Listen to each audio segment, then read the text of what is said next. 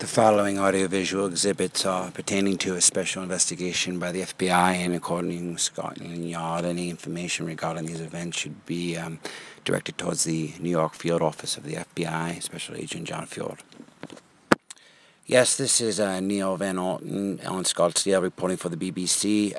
It turns out that early preliminary reports have 18 recently graduated students from Chomsky University found at the site of a graduation party the morning after apparently the revelry began.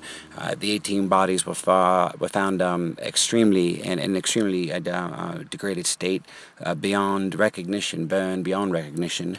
This inferno lasted approximately 3.5 hours before firefighters had it under control. It was a 6-alarm fire, and apparently one of the survivors of the grad party, Inferno as it's being called, survived the fire only to have lost his life concurrently by suicide, leaping off of a Manhattan skyscraper in the early morning hours following the soiree. A memorial for the 18 families of the grad party, of those lost in the grad party, Inferno, has been held. Tonight, NBC premiered the first episode of the series, Grad Party, which is an edited version of the 9 hours of footage which was acquired during the party. And recent web trends have released the statistics that today on Google, Grad Party was the top Google search in all worldwide searches.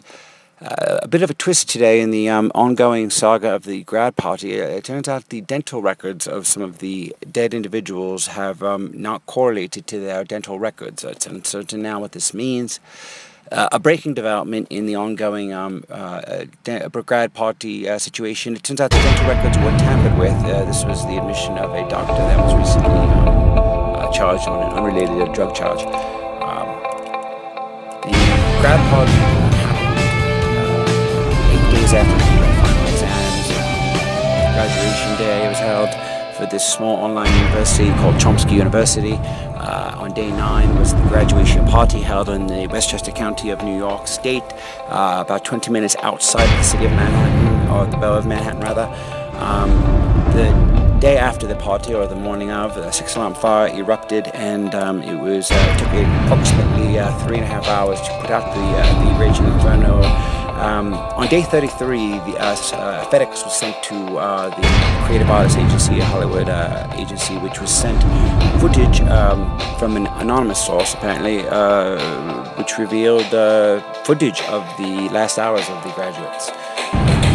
On June 3rd, 2012, the night of the party occurred. Following is footage from exhibit mailed to the agent. I believe his name is Bobby. On record here, it seems to be Bobby Lee of the Creative Artists Agency, who apparently has licensed the footage to Comcast, NBC Universal for broadcast. MSNBC is reporting that one of the victims' father is a South Carolina senator, and he has personally asked the FBI to investigate this. It's uncertain whether arson is at play, although the Westchester Fire Chief has ruled, in fact, that arson is suspected. But it turns out that the father of one of the victims, a South Carolina senator, an incumbent of 33 terms, is ordering an investigation. It's uncertain if it's been a suicide pact, a homicide, or a suicide. The national media here in the United States has actually picked up the story a couple of days after the New York press has covered it extensively.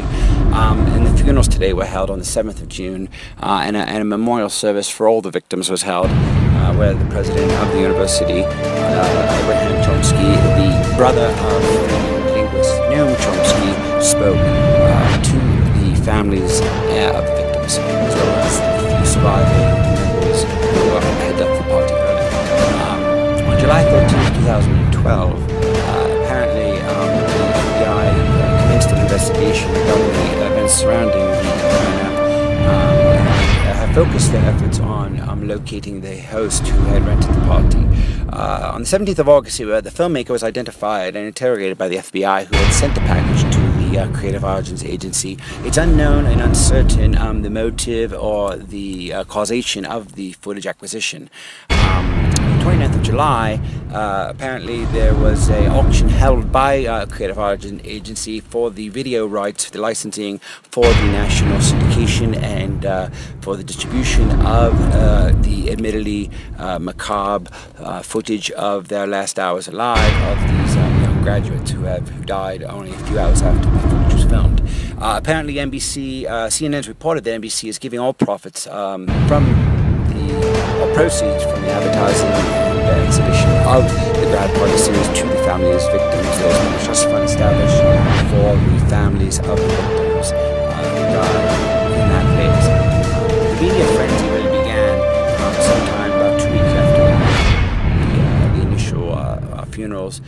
New footage has been sent, and apparently in a breaking story, to the Washington, D.C. FBI field office that sheds new light on the origin of the footage sent to the Creative Arts Agency 2 months earlier. On the 21st of August, the TV series trailer was released by NBC, which reveals some of the scenes of the upcoming series. And the truth was leaked today. Inadvertently, intentionally, we are not sure. It is very preliminary, but apparently the shit has hit the flat screen, so to speak. Because at this moment right now, both CAA and Comcast, NBC Universal are in damage control. This is an FBI notice and intention from Scotland Yard and the Federal Bureau of Investigation